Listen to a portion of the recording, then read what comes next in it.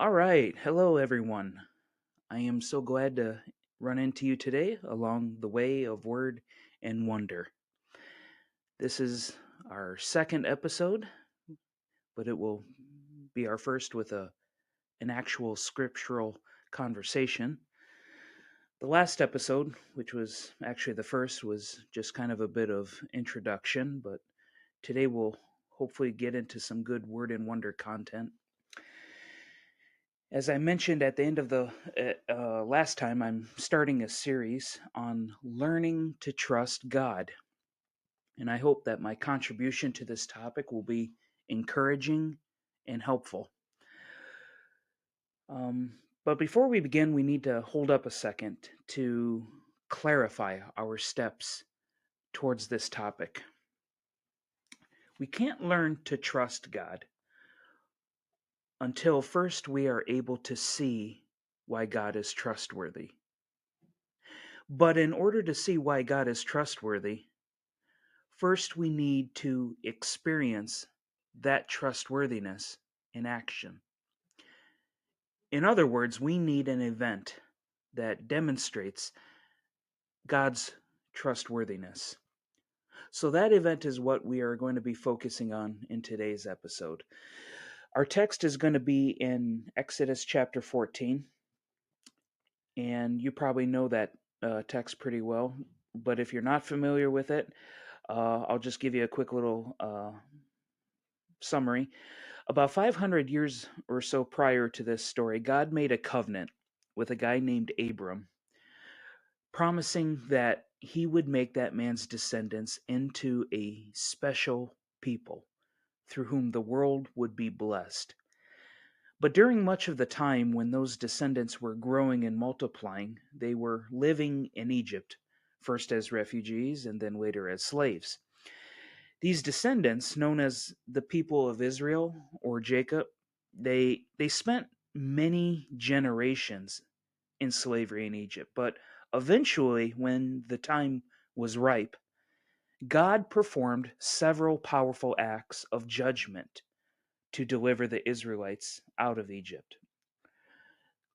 Led by a man that God appointed, whose name was Moses, these Israelite descendants gathered their stuff, they left Egypt, and began marching towards the Red Sea. And that is where we will jump into our text. So, if you have your Bibles and you're wanting to follow along, I am starting in Exodus chapter 14, verses 5 through 10. So,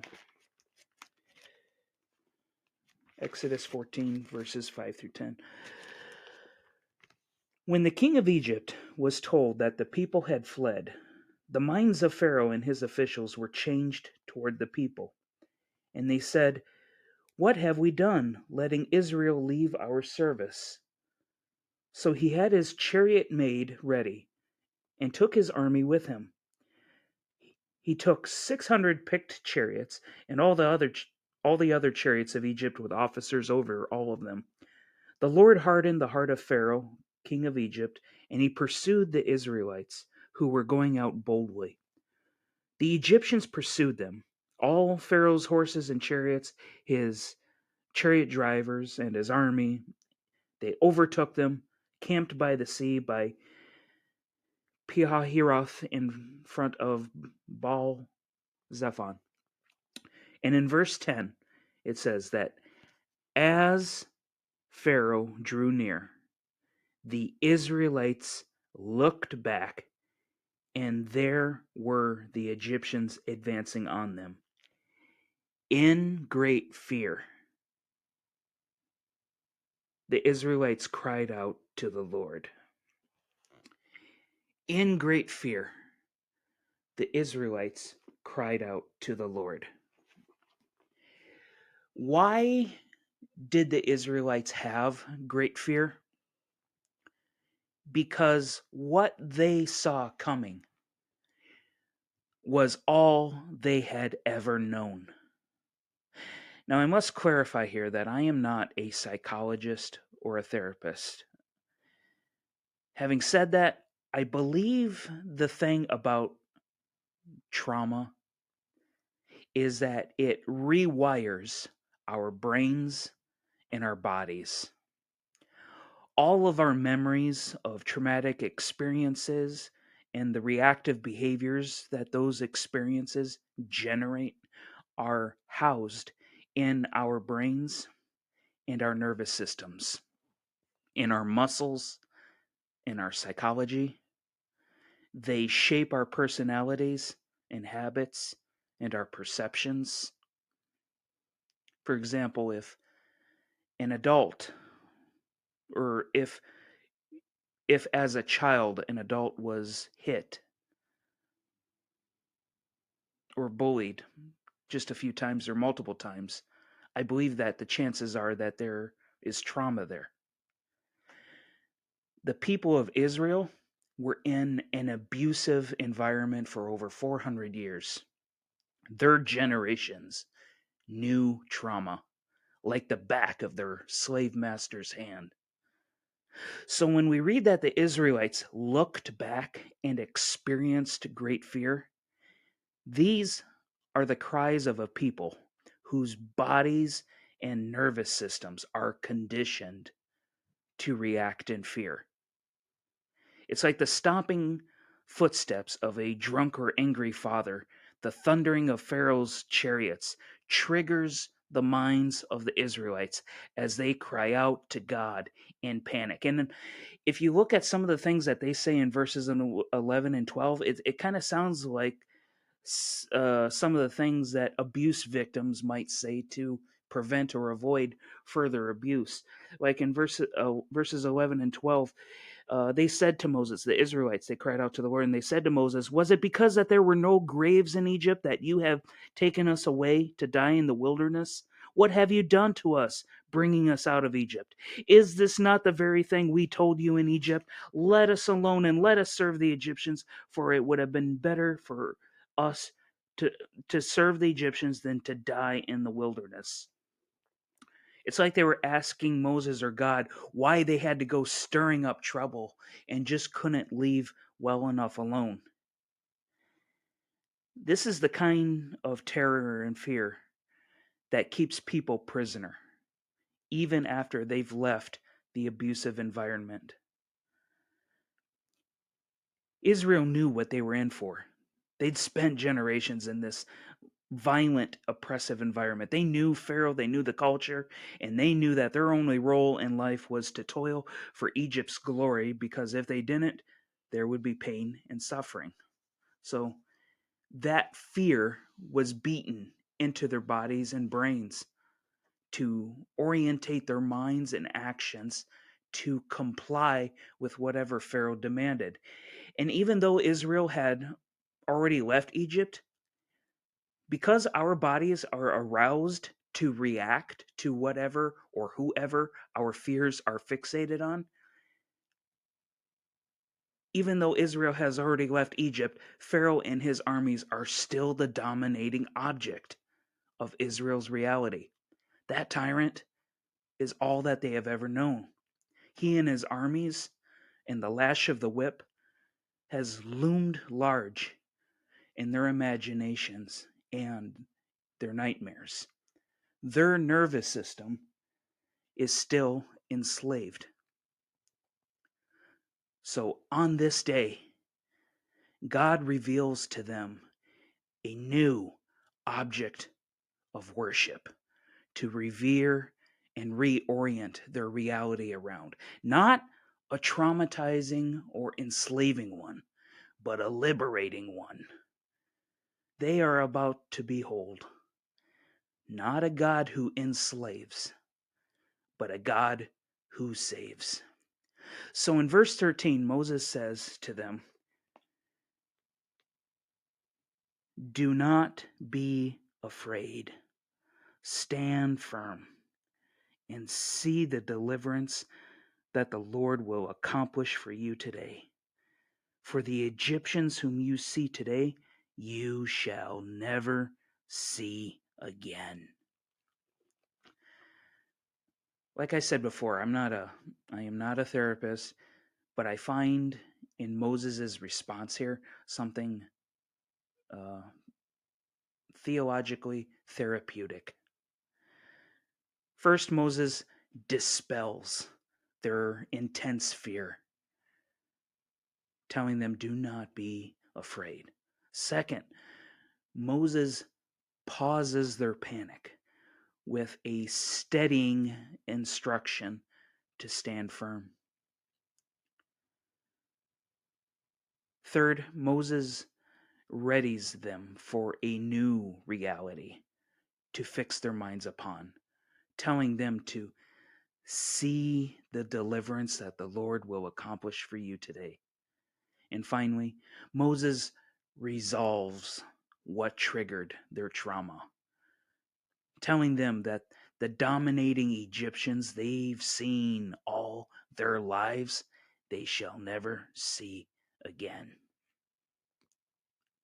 So Moses' words here help capture how this event is about liberating Israel completely, not just physically from Egypt, but mentally, psychologically, emotionally, yes, spiritually. This salvation event is meant to save the whole person. And the only way, really, to save a people from the slave reality that has thus far defined them is to give them a whole new defining reality. So at this point, the story continues through Exodus 14, and it contains a lot of those details that you may have picked up from either your own understanding of the story or, sometimes movies kind of recreate this or different references. But really, the story goes that God opens the Red Sea with a breath from his nostrils. The people of Israel are able to walk through while the Egyptians are held back by God's fiery presence. And once Israel is safe on the other side, the Egyptians are allowed to pass through with their chariots. But once they are in the thick of it, God lets the waters roll back over them, drowning all of the Egyptians. And the climax of the story in verses 30 through 31 says that, thus the Lord saved Israel that day from the Egyptians. And Israel saw the Egyptians dead on the seashore. Israel saw the great work that the Lord did against the Egyptians. So the people feared the Lord and believed in the Lord and in his servant Moses. This story began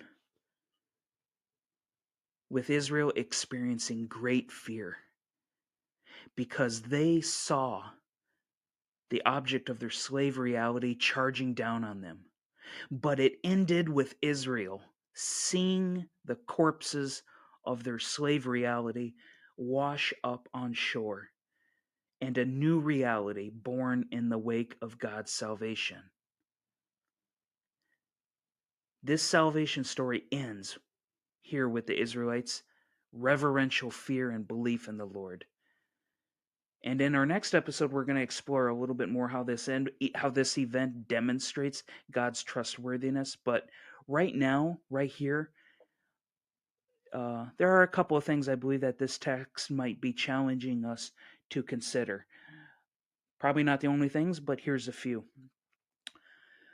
One is salvation was God's solution to Israel's slavery. Sometimes in our anxieties or throes of trauma, we might wonder if this is all there is, if this is as good as it's going to get, or if God just, set the universe in spin and walked away, making us wonder. It's like, does God even care? This salvation story shows us that God is interested in you and invested in freeing you from what chains or traumas haunt you. Another thing we can take away from this story is that God's salvation story is stronger than our traumatizing stories. Trauma affects the whole person, but one of trauma's lies is that it is the whole story, but it's not. And God's salvation can help us see that. Another thing is that God's salvation, it establishes a way to wholeness and healing. Sometimes one of the drawbacks about the way we talk about salvation, especially in churches and, believing in Jesus, is that, we kind of, I don't know, wrap it up into one quick little transaction. It's like, I believe now, I'm saved. But what this Red Sea salvation story helps us to see is that God's salvation is only just the beginning to a whole new way of perceiving God, knowing God, participating in God's purposes and community, and experiencing healing, restoration, joy, hope. So when I say that salvation is a way out of what enslaves, I mean more precisely that salvation is a whole way of living. And finally, in relation to this overall series that I'm trying to do on learning to trust God, God's salvation establishes a foundation for making knowing God and trusting God possible. So, in our next episode, which I hope I can put out very soon, we are going to look more closely at how this salvation event demonstrates God's trustworthiness. I'm glad to have had this moment with you, and I look forward to hopefully encountering you again farther along the way of Word and Wonder.